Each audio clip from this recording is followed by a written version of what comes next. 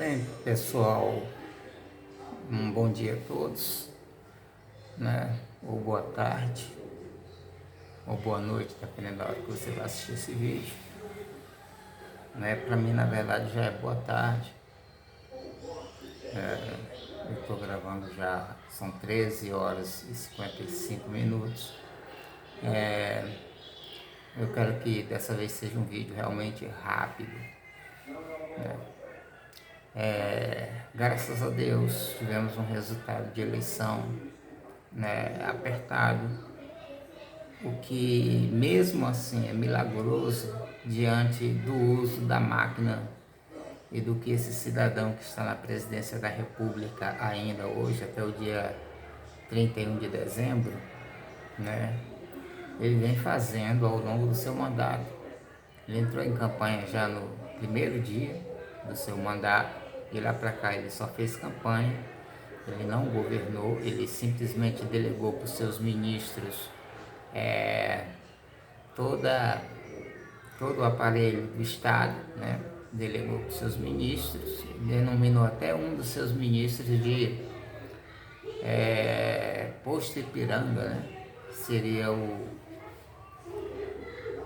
ministro da Economia, né? Paulo Guedes, né? Que é outro que, graças a Deus, nós estamos, os brasileiros depuseram, né? Estão sendo depostos. Bem, ele mesmo não governou,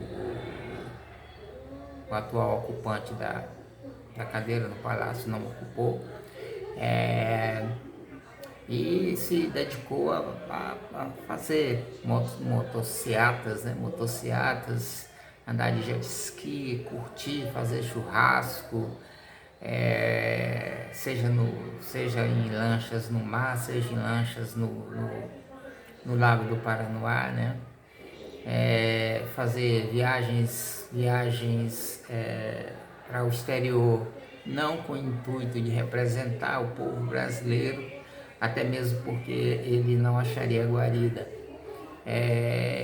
em nenhum governante mundial, seja de direita, seja de esquerda, né? O único interlocutor que ele teria seria o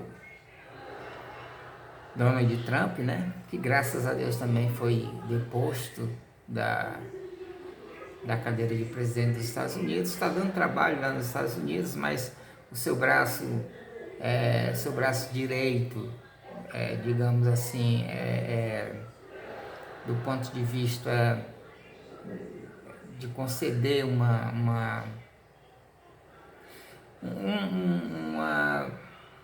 ideologia, né? Uma ideologia que justificasse o que ele, Trump, fazia, Steve Bannon, e que foi o cabeça daquela invasão do Capitólio, onde houve 5 mortos lá nos Estados Unidos. O Capitólio lá seria o equivalente ao Congresso aqui no Brasil, né?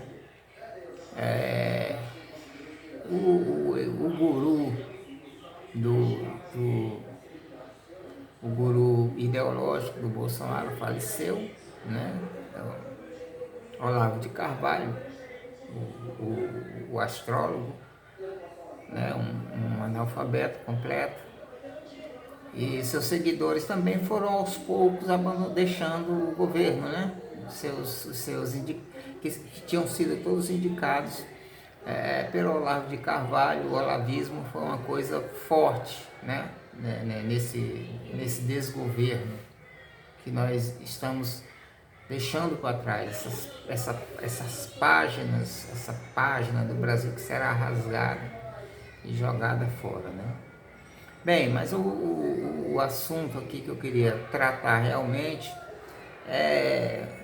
um que eu acabei de postar um texto no Facebook, né? Mas ainda é aquela coisa do apoio de pastores, né? A maioria deles, maioria não, alguns deles corruptos, né? Há pastores que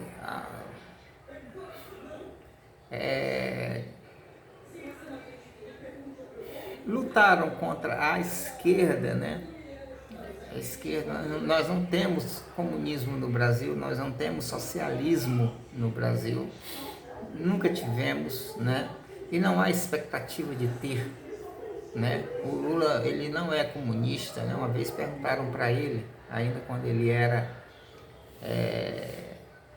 sindicalista, né? Se ele era comunista. Ele respondeu: eu sou metalúrgico, né?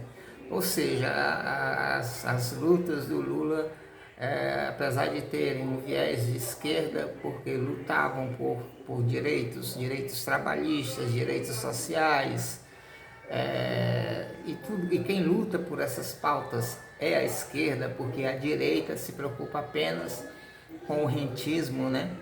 Com a questão de receber, de ganhar dinheiro, né? de lucrar. Hoje, não mais financiando a produção, mas com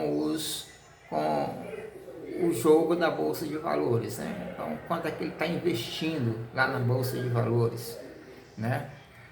O Paulo Giraldelli, no Semiocapitalismo, no livro dele, Semiocapitalismo, que eu recomendo que você compre, ele explica como é, o que se dá, como é que o capitalismo industrial, lá do século XVII, final do século XVII, começo do século XVIII, e que perdurou aí até a década de 40 do século XX, né? Como ele evoluiu, né? Do trabalho, da produção na fábrica, ele evoluiu até que chegou hoje no algoritmo, né, da internet, né? Nós temos a Bolsa de Valores só de ações da internet, né? De coisas da internet, né? A Nasdaq. Então, Paulo Giraldelli, ele traça bem como é que ocorreu essa mudança e como nós chegamos hoje a isso aqui que nós estamos fazendo, internet, né? Como a pessoa ganha o dinheiro, home office, né? Que é um conceito americano já de algum tempo. Então, essa home office, essa coisa do algoritmo, né? De para onde a internet nos leva, de para onde as mídias sociais nos levam. Então, como eu vinha dizendo, a maioria desses pastores, eles são pessoas simples, pessoas que se dedicam, a maioria deles ainda, né, aqueles lá do interiorzão, ainda não tem o estudo um curso teológico, né? Não é exigido deles um curso teológico para que eles exerçam o pastorado, né? Ou o bispado, né? Muitos deles, alguns que têm, né? Se dedicam a só leem mesmo, só viram mesmo aquela coisa que diz respeito à teologia, né? E a Bíblia não tem noção nenhuma de história política, de política de Estado, né, de políticas sociais, do uso da política em si, né, da ciência política, era a palavra que eu estava buscando. Então, muitos deles são assim, mas tem os desonestos, como Silas Malafaia, como a de Macedo, como o Valdemiro Santiago, né? Como Samuel Ferreira, e outros, né, burraldos que existem por aí, pastores que não leem além da Bíblia, né? Eu faço uma exceção aqui ao pastor Samuel Câmara, que é da presidente da Assembleia de Deus do Estado do Pará, né, que chegou a dizer que a esquerda é filha do diabo, né? O que demonstra a visão estreita, apesar de ser um homem culto, né? Uma visão estreitíssima. E o que é que esse pessoal tem? Qual é a minha luta, a minha briga, né? Da minha parte, contra esse pessoal? É o uso esdrúxulo que eles fazem da Bíblia, né? Para enganar o povo simples, porque se o pastor não tem um curso de teologia ou tendo um curso de teologia se dedica apenas à leitura da Bíblia e não para interferir, porque se você quer só pregar na sua igreja, tá bom, você vai ler a Bíblia, você mesmo assim você tem que ter, né?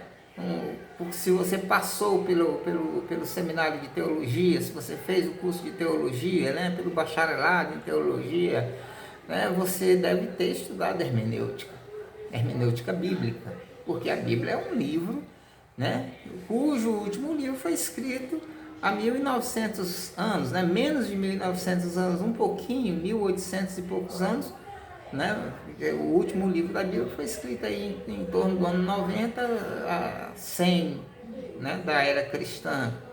E o Antigo Testamento começou a ser escrito aí cerca de 1300 anos antes de Cristo, ou seja, há 3300 anos, uma cultura totalmente diferente. A cultura do Oriente Médio continua sendo muito diferente da cultura ocidental, né? Com exceção de Israel, que evoluiu, o judaísmo parece que evoluiu um pouco, mas nós temos aí o povo árabe, o povo palestino, né? O povo da Síria, da Transjordânia, né? Ou da Jordânia, o povo da Península Arábica ali, o Egito e outros povos muçulmanos espalhados no mundo inteiro. Nós vemos que essa parcela da população mundial que já esteve no topo da cultura, da sabedoria, do conhecimento, se você estudar, e foi por isso exatamente que o islamismo ganhou força e hoje é uma das religiões, ou é a religião que mais cresce. Então você vai ver que realmente muitos dos nossos também querem se igualar. Mas se você quer interferir na política, você tem que ter uma hermenêutica bíblica, fazer uma exegese correta da Bíblia para você soltar um texto, né? É escandaloso Silas Malafaia pegar, né, para defender o governo Jair Bolsonaro, pegar a Bíblia, abrir lá em Juízes, no capítulo 10, versículo 13, e ler: depois dele se levantou Jair, né? E dizer que isso, minha gente, pelo amor de Deus, Deus não precisa de mentira, Deus não precisa de mentirosos, Deus não precisa da mentira para se estabelecer, ou para estabelecer o seu reino, ou no céu ou na terra. Não, ele não precisa de mentira, pelo contrário, Deus é o inverso da mentira. Quando Jesus Cristo esteve aqui, ele disse: eu sou a verdade, o caminho e a vida. Ninguém vem ao Pai a não ser por mim. Então você pegar um texto desse para dar apoio ao governo de Jair Bolsonaro, no mínimo, meu irmão, tomar o nome de Deus em vão, uma ofensa ao terceiro mandamento, né? Qual é o terceiro mandamento, né? Não tomarás o nome do Senhor teu Deus em vão. Está lá em Êxodo, no capítulo 22, se eu não me engano, 22, versículo 7. Não tomarás o nome do Senhor teu Deus em vão, porque o Senhor não terá por inocente aquele que tomar o seu nome em vão. Outras versões dizem o seu santo nome em vão. A mesma coisa, quem pega Eclesiastes, capítulo 10, versículo 2, o coração do justo se inclina para a direita, e o coração do ímpio se inclina para a esquerda. E dizer, e aplicar isso aí, né, nas posições ideológicas hoje de direita e de esquerda, que não tem nada a ver com esse contexto bíblico, né? O escritor de Eclesiastes não estava se referindo a isso, né? A Bíblia, ela pode ser interpretada de várias maneiras, né? Tem textos que têm que ser interpretados, né, de acordo com aquilo que pretendeu dizer o escritor do momento, né? Isso é fazer hermenêutica. O escritor do momento, o que é que ele queria dizer, o que é que ele estava dizendo, Então você pode ter a linguagem literal da Bíblia, você lê a Bíblia numa linguagem literal. Quando você vai ler, por exemplo, a história de Jesus Cristo, né, e alguns pontos históricos, quando ele não está contando parábolas, ou então quando ele está, por exemplo, nos capítulos 5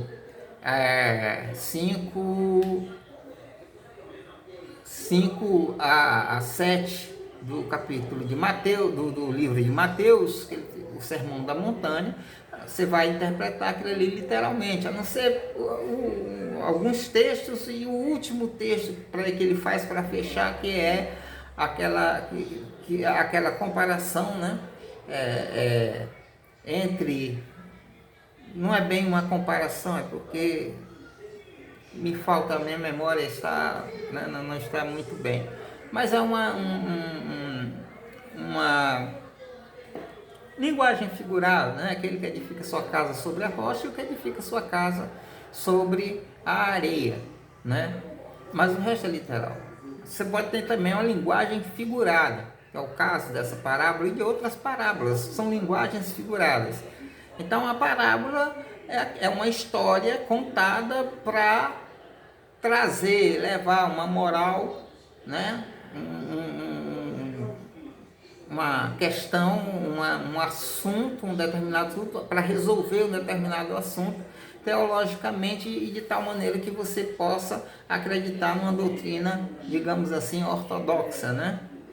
Lembrando que a ortodoxia, ela é uma coisa muito relativa também, porque cada igreja, cada denominação cristã, né? Eu estou falando só dos cristãos mesmo, ela tem né, o que é ortodoxia para os adventistas do sétimo dia não é ortodoxia para os da Assembleia de Deus ou para a igreja presbiteriana, né? O Augusto Nicodemos, eu estava assistindo um vídeo dele um dia desses e ele estava falando sobre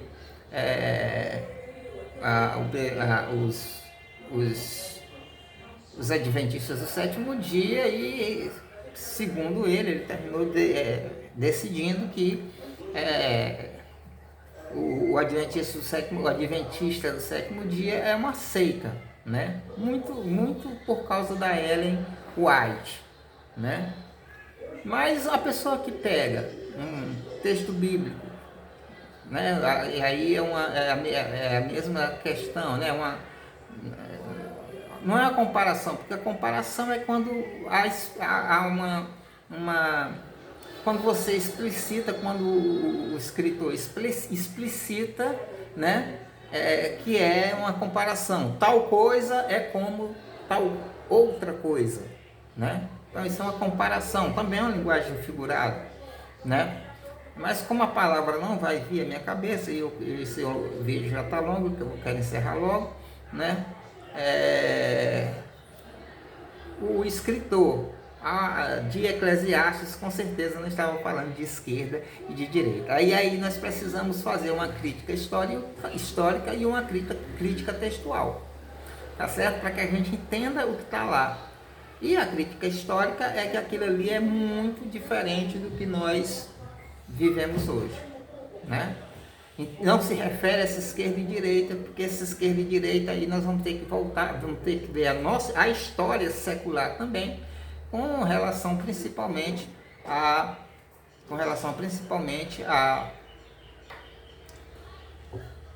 Revolução Francesa, não é isso?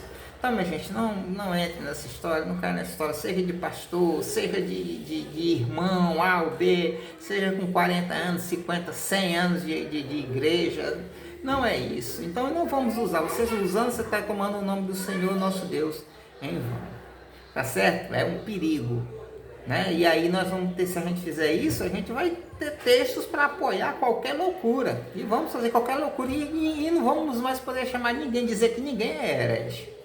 Tá certo? Porque tá todo mundo, né, fazendo a mesma coisa, para um lado ou para o outro, né, com uma finalidade ou com outra. Então vou encerrar aqui e depois a gente grava. Assista, dê um like, assine o canal e nós vamos para frente. Estamos começando agora, mas chegaremos lá. Então agora o Brasil vai viver uma nova etapa da sua história também. Tá certo? Obrigado a todos e até mais.